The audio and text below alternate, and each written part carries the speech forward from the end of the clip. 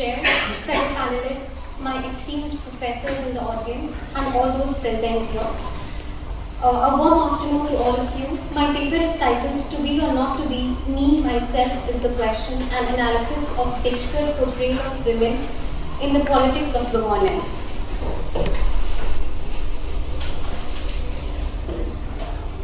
Female rule and role was anomalous in the 16th and 17th century. Therefore, Elizabeth I developed a complex set of symbols rooted in claims of traditionally made by male rulers to legitimate her claim to rule. Nonetheless, her reign was anxiety-provoking, and this paper argues that years after her death saw a backlash against female autonomy.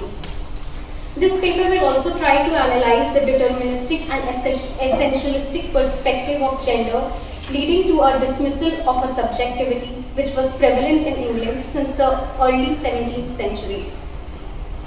It also tries to bridge the disciplines of law and literature, feminist jurisprudence, and legal history to analyze a historical example of backlash against non-binaries, heteronormative imposition on a woman ruler, Queen Elizabeth I, and to place that episode on a timeline that leads to legal discourse about sex and gender today. The idea of governance through characterization of Gertrude and Lady Macbeth show a reconfigured symbolic representation of the female body, making it seem incompatible with governance or political power. In that vein, the contraction of this symbolic system becomes visible when we examine a literary text like Shakespeare's Hamlet and Macbeth. The political philosophy, specifically the philosophy of governance and justice, a new establishment response to Shakespeare's positioning of women in the household, is seen through these texts. Through the texts, the cultural milieu is illustrated and its formulation of gender form of aspects are visible in the modern world too. William Shakespeare's tragedy, Macbeth, completely challenges the idea of traditional roles and social norms during the Renaissance period. Most of the male characters are represented as hyper-masculine. This was the stereotypical gender role one is supposed to play during that time. Shakespeare's work in relation to the female oppression and male anxiety can be based on men's fear of empowered women. However, it can be problematic to investigate his work from this perspective since they are created from the Eurocentric point of view. Shakespeare does give female protagonists power within many of his plays. Gender formed one of the primary social considerations of Shakespeare's days. One might expect to see these gender considerations revealed in Shakespeare's writing. Indeed, the popular and political writer can hardly divorce themselves from the societal concerns.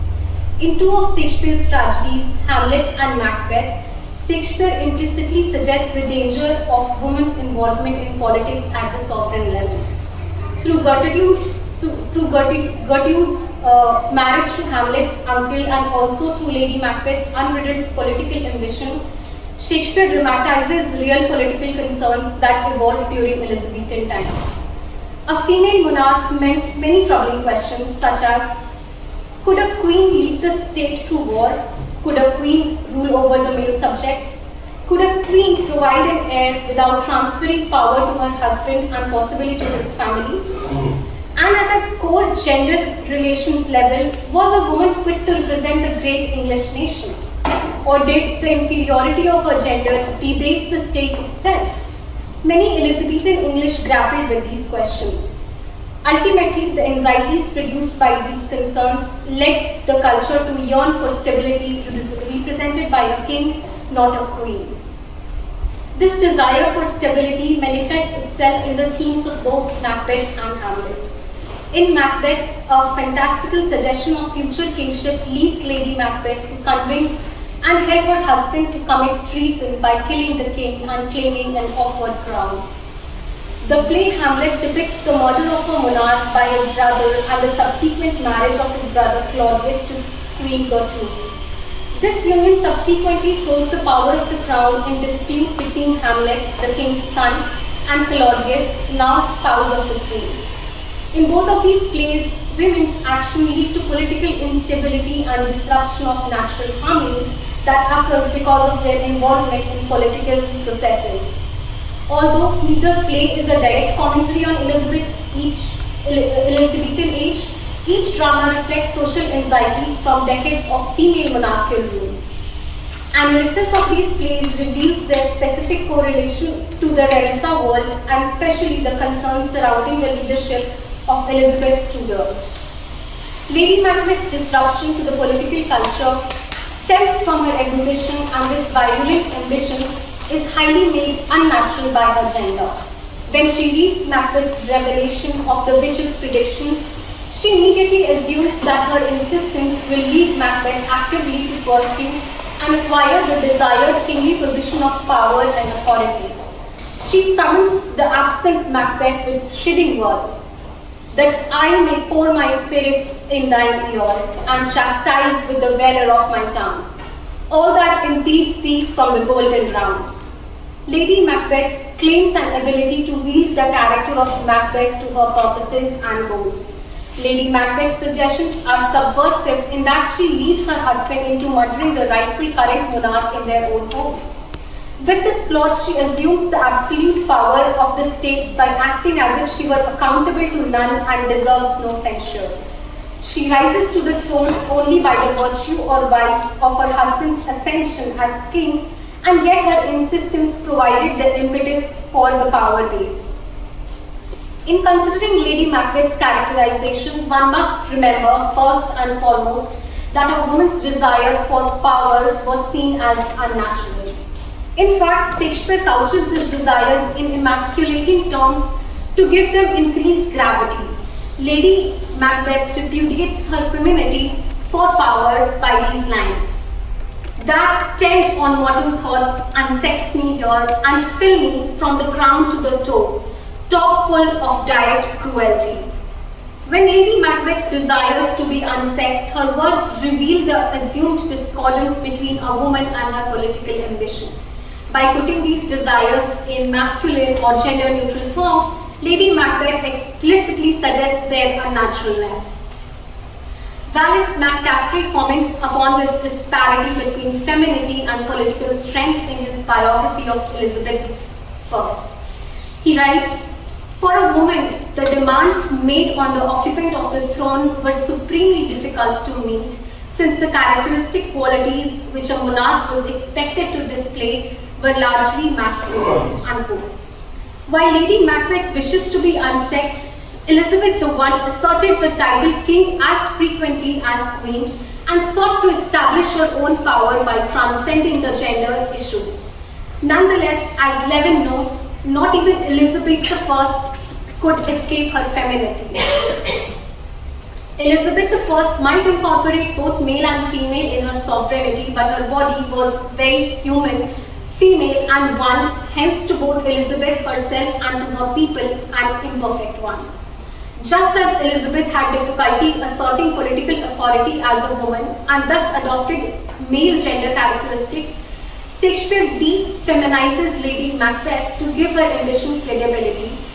Such unnatural positioning created tension in the play and reflected anxiety of the Elizabethan era. Typically, weakness was associated with the female and man gains integrity through strength and boldness in battle. But Macbeth loses his courage at the decisive moment, and Lady Macbeth assumes his bloody obligation.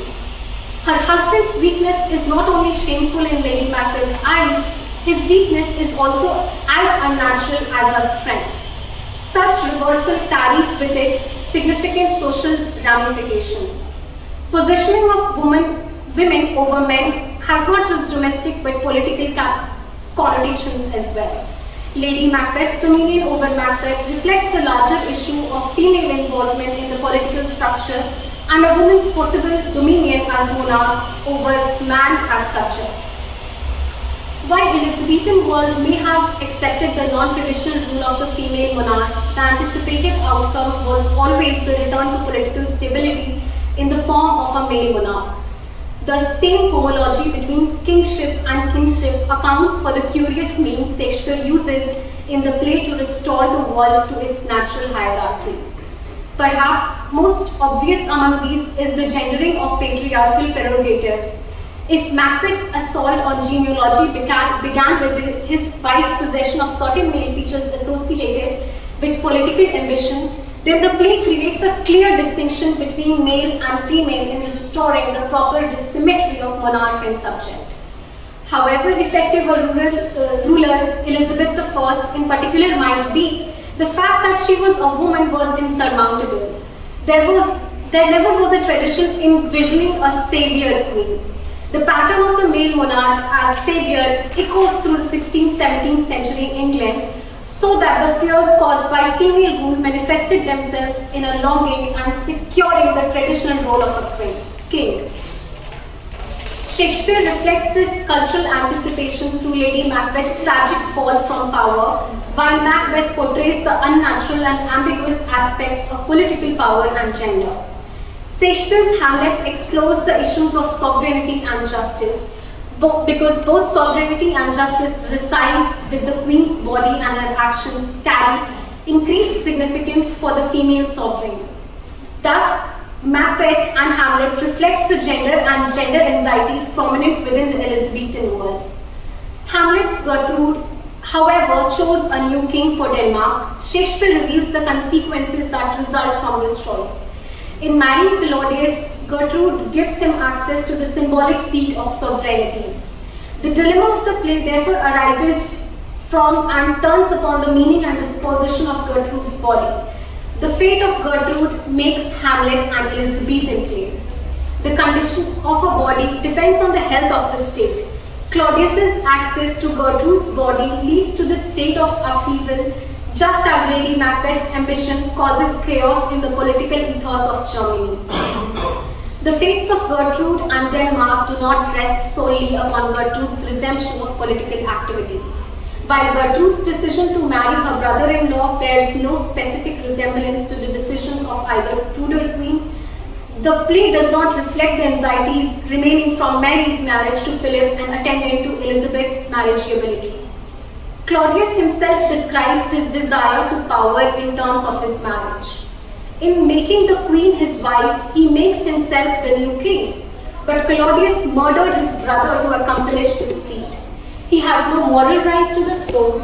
In addition, the marriage of Claudius to the queen strips Hamlet of some of his sovereign authority and creates ambivalence regarding the proper ruler of the state. Likewise, Hamlet characterizes Claudius in terms which suggest a distrust of males who achieve power through marriage to the female monarch. Hamlet comments in the play, "My father's brother, but no more like my father than I to Hercules." Such a contemptible and lachrymous characterization of the monarch's spouse reflects both the English hatred of Mary's Philip and the suspicions surrounding suitors for Elizabeth. Hamlet's malicious comments touch not only Claudius but also his mother Gertrude. He accuses his mother of corruption because of her inconspicuous sexual activity and marriage. Even though a marital bond existed between Claudius and Gertrude, the rushed and incestuous aspect of this marriage enraged Hamlet. The couple was married less than a month after the death of Hamlet's father, and Claudius himself called Gertrude his sometime sister, now our queen. Thus Hamlet attacks his mother, warning that rank corruption, mining all within, infects unseen. In Hamlet's eyes, Gertrude's sexual activity defiles her character. Just as a woman's integrity relied upon their chastity, their very gender made them liable to accusations of corruption. In the Elizabethan world, women were weak and could not be trusted. Such a societal attitude characterizes the anxieties accompanying Queen Elizabeth I's reign. Many of Shakespearean's themes develop from historical occurrences in his time. In Macbeth and Hamlet, the subtle nuances distinctly reflect the Elizabethan desire for a stable male monarch. Shakespeare presents picture of chaos and upheaval partially caused by female ambition or exploitation. Critic Alexander Legard couches Shakespeare's thematic concentration within the context of reality portrayals and ideal visuals. He remarks, He is concerned both with things as they are and with things as they ought to be, and his depiction of public life includes clear appraisals of one and powerful images of the other. This summation directly applies to the gender anxieties presented in Hamlet and Macbeth. In both plays, female monarchs exist, the female power suffers. Yet Shakespeare's presentation also suggests that there should not be such sovereignty or such resultant suffering. Such a societal attitude describes the cultural framework within the Elizabethan age, that the cultural framework within the Elizabethan, in which the Elizabeth I also struggled. By engaging in her own construction through language and action, by declaring herself to be a woman at the same time, she acted outside defined female roles by politicizing the language of virginity and establishing herself as the mediator among those special interest groups that sought to define her with the parameters of their needs. Elizabeth I constitutes a challenge to the essentialist patriarchal sign system that presents gender identity as natural and immutable. Thus, Shakespeare's drama reflects the Elizabethan world. Within the plays Hamlet and Macbeth, one sees potential conflicts arising from the female ambition of sovereign power and corruption of the political body through corruption of the female sovereign body. In both plays, Shakespeare mirrors anxiety from within the Elizabethan culture relating to the existence of and dependence upon a female monarch. Also, both plays end with the diminution of female sovereign authority and an apparent return to a state of normalcy within a more traditional patriarchal framework. This return to patriarchy represents both Shakespeare's political resolution and Elizabethan cultural desire. I would like to end this paper from an adaptation of Shakespeare's Hamlet. Haider, किसका झूठ झूठ है, किसके सच में सच नहीं है कि है नहीं, बस यही सवाल है और सवाल का जवाब भी सवाल है. Thank you.